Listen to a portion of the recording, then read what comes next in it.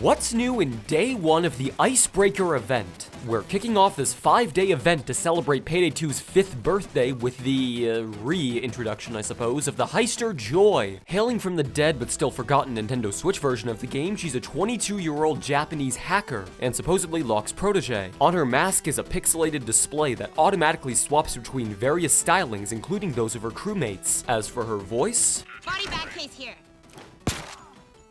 Just stay down and you'll be okay. If you're feeling nervous, just count sheep.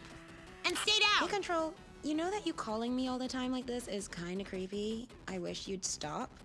I dig it, especially in Loud, where she seems to view everything as a video game. I won't lie, when I first heard Joy's lines back when she was exclusive to the Switch version, I didn't much care for the "kill the taser, that's 7 points" sort of gimmick, but now, hearing it contextualized in game, I don't mind. I quite like it, honestly. It's charming and unique. This is helped along by her voice actress, whose name I wasn't able to find anywhere at the moment, I'm afraid, slipping in the dialogue comfortably, not holding for too long on phrases that would otherwise feel forced. Not to say that I'm all that happy with the silly "We Are Gamers" hoodie, but overall, a gamer turned hacker that's deluded herself into thinking the entire world is one big video game is creative, and, at least for me, entertaining. I'll find myself playing as Joy fairly often, I reckon. Of course, that's my subjective opinion, and you likely feel differently. Please be civil in the comments below. But that's besides the point. Let's move on to talking about her perk deck, aptly named Hacker. It's yet another replace your throwable style deck, this time giving you 2 bonus ECM jammers that can be activated at the tap of a button. During stealth, these function as expected, offering 6 seconds of no alarms or pagers. That's not nearly as long as your typical jammer, but due to its instant activation, serves as a powerful panic button, so to speak, if you get caught in a bad spot. In Loud, on the other hand, the jammers will instead function as ECM feedback loops, having a chance to stun enemies once per second for the 6 seconds it's active.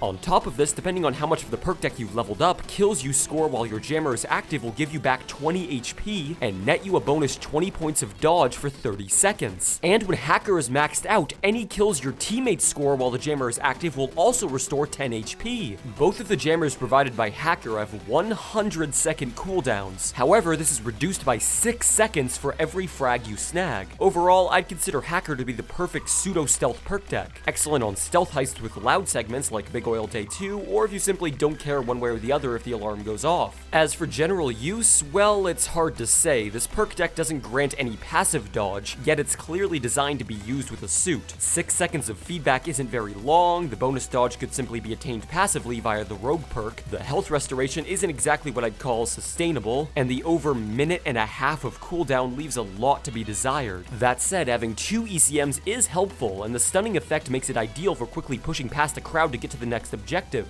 Then again, Hacker's jammers aren't nearly as versatile as the standard ones, not being able to hack open ATMs or doors or convert SWAT turrets. That's hardly surprising, but still something to keep in mind. Overall, it's by no means a bad perk deck, and I'll probably use it here and there just for fun, but on higher difficulties, I'd sooner take Rogue, Grinder, or Kingpin to achieve similar results. Let's move on to Joy's signature weapon, which they couldn't think of a gamer tag-ish name for, so just dubbed it the Signature SMG, based on the MPX. Honestly though, as far as secondaries go, this weapon feels like borderline shovelware. While offering superb mag capacity with no downside when modified, its accuracy, stability, and damage are all tied at 44, meaning they all miss the mark of comfortable usability. I'd far sooner take the Compact 5, even if it means lower mag capacity, simply for less recoil and a tad more accuracy when modified. When the Signature SMG is fully decked out without any regard for concealment, frankly, any other SMG wins out. And hell, even if this weapon is meant to be a crit cannon to pair with Joy's perk deck,